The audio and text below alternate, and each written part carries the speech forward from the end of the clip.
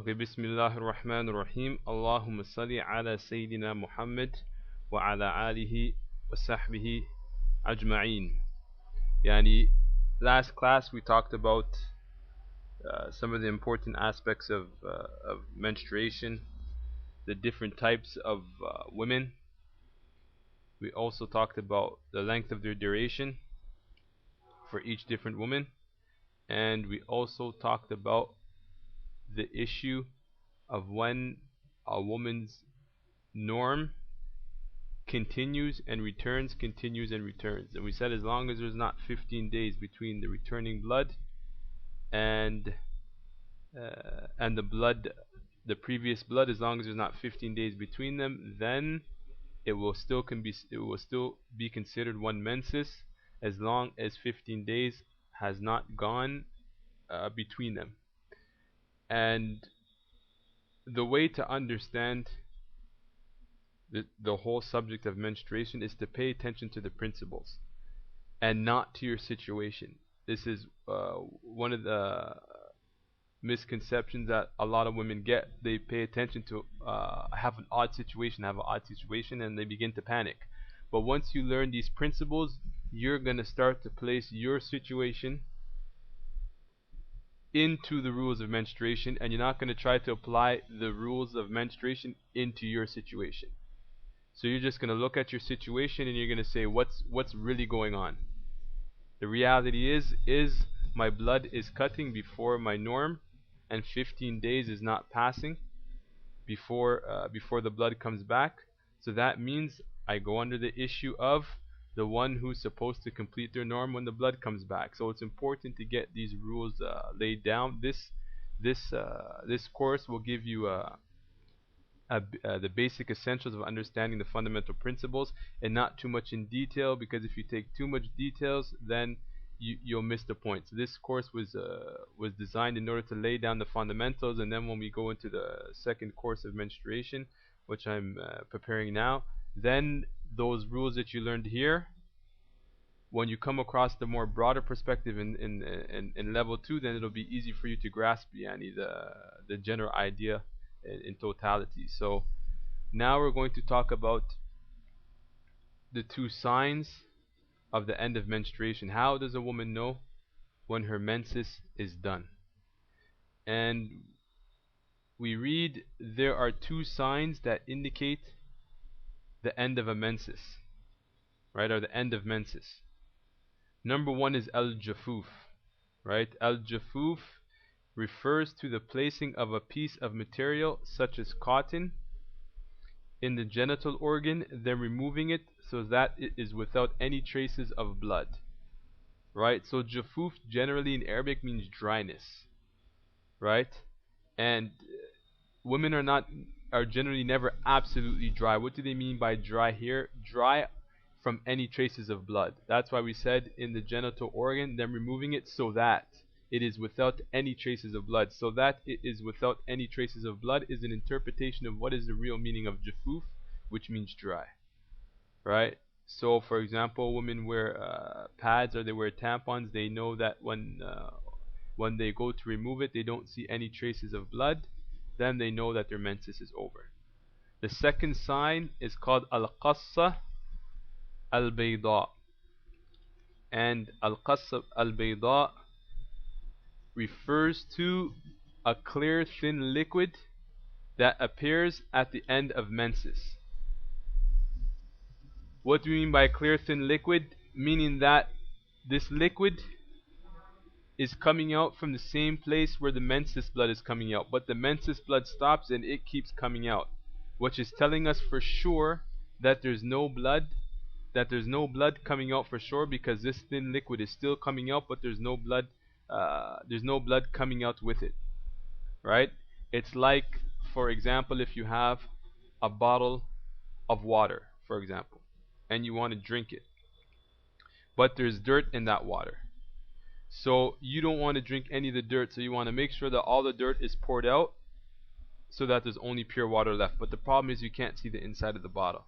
So you pour that water out and the brownness of the water keeps coming out. Okay, so you know for sure inside that bottle there's still dirt. Then you pour that water out more and more and more, and that water just keeps coming out clear. Now you know for sure the only thing that remains is water and not dirt. It's the same idea here. Al-Qassa al-Bayda refers to a clear thin liquid. It's a clear thin liquid that still comes out, that appears at the end of menses, right?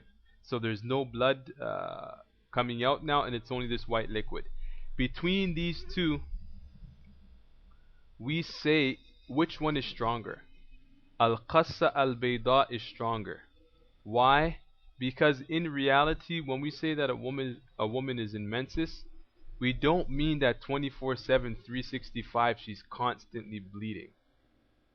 Yani generally menses means that she's seeing blood during that day, and sometimes that blood comes, sometimes it doesn't, but it doesn't mean that a woman is 24/7, 365 through the whole time of her menses, dripping blood, dripping blood, dripping blood, dripping blood. It comes out occasionally, drops here, drop there, a lot more other times. Sometimes it cuts and sometimes it stops.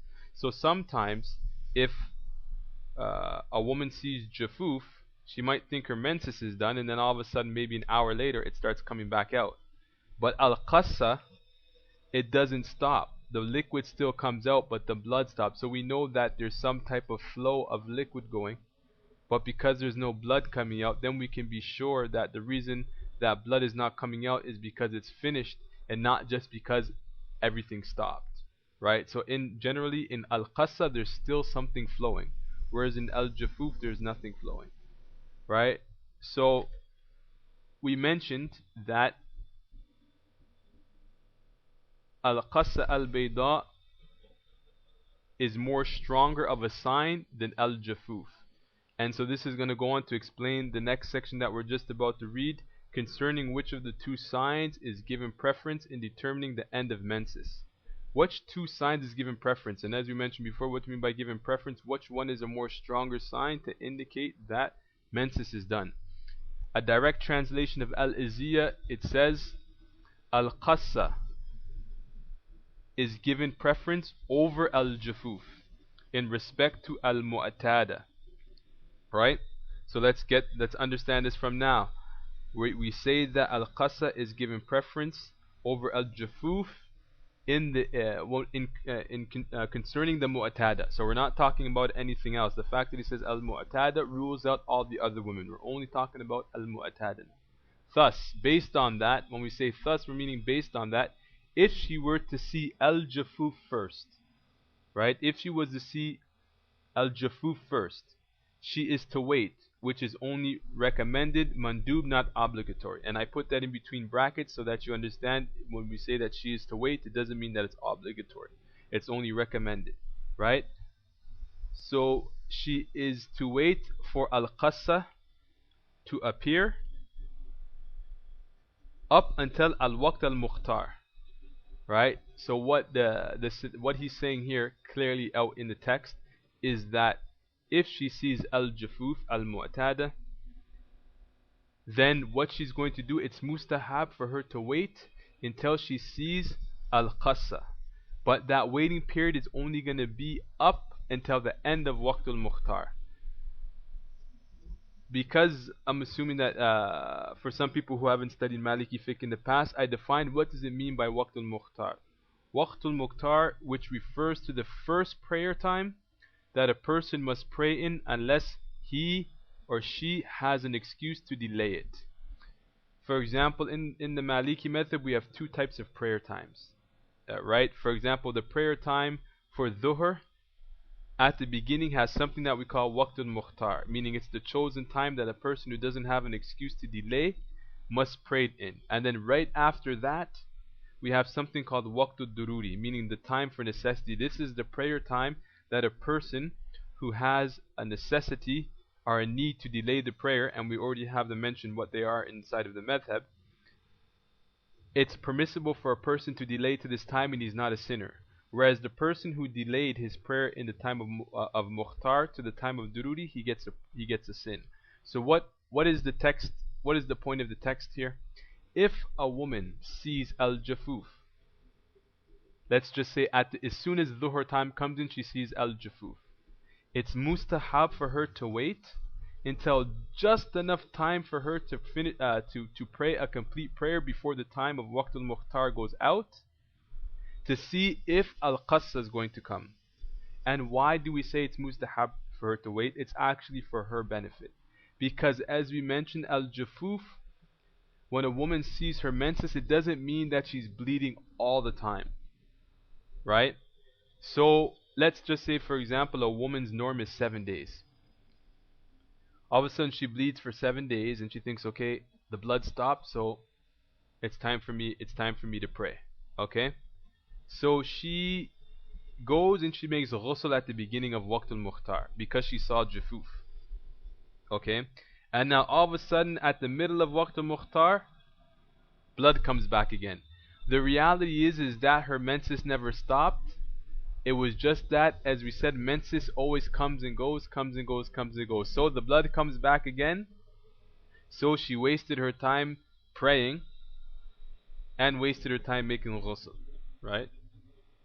And Allah wants for his slave ease. So we say it's mustahab. It's something that's it's liked, mustahab, something that's liked or recommended for her to wait in order for her not to tie herself in ibadah for doing a worship that she won't get any benefit out of. So she's going to wait until she sees, waits until she has enough time to pray at least maybe 4 rak'ats of prayer before she goes. She's going to wait until she sees al-Qassa. Understood?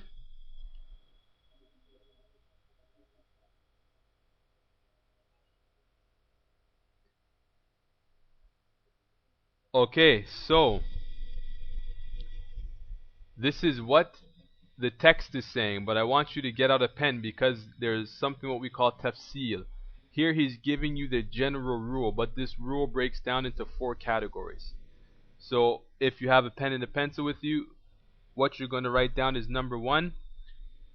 We have 3 types of women. Number 1, first, the woman whose norm is al-Jafuf, meaning that in most cases her norm is that the sign that comes to her to determine her menses is al-Jafuf, meaning that she doesn't see al-Qassa. Her norm is that her menses finishes with al-Jafuf only. Right? Then the second case is that her norm is al-Qassa. Right? Meaning that her norm is that she sees al-Qassa. And the third case is that her norm is that she can see either Jufuf or al-Qassa, meaning yani that she's mukhtalif, she changes. Sometimes she sees al-Jufuf, sometimes she sees al-Qassa. Now we're going to go back up to the top. If she's what we call yani she's mukhtalif meaning that it's not, she differs. Sometimes she sees al-Jufuf and sometimes she sees al-Qassa. Whereas in the first one we say that her norm is that she always sees Jufuf, and in the second case the norm is that she always sees al-Qassa, and in the third case she sees one of the two. Some months she sees al-Jufuf, some months she sees al-Qassa. Aywa, mukhtalif.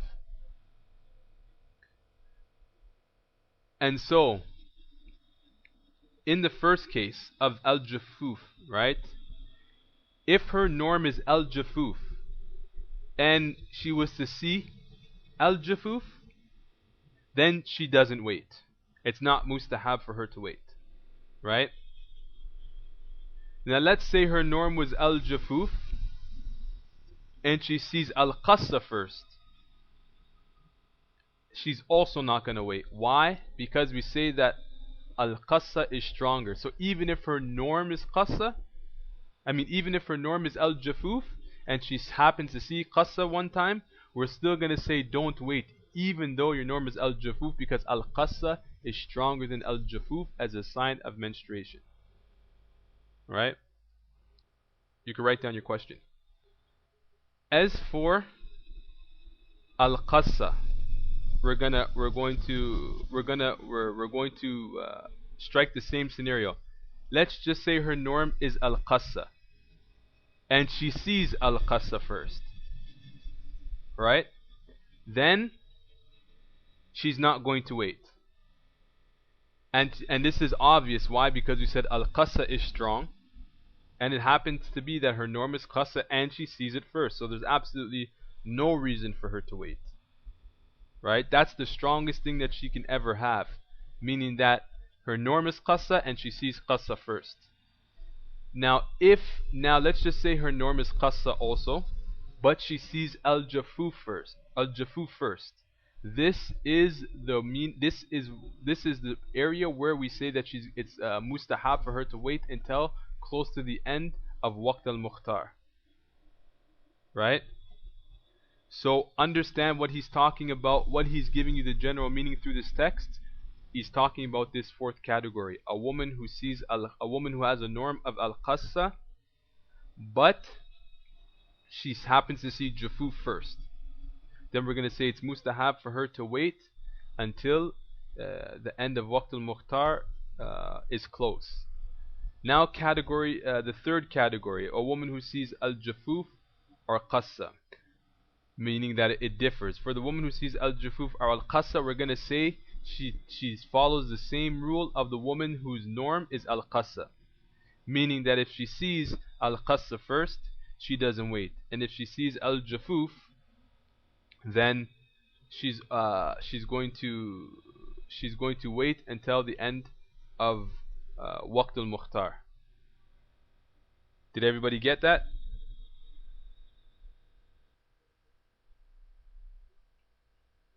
So in reality we have 5.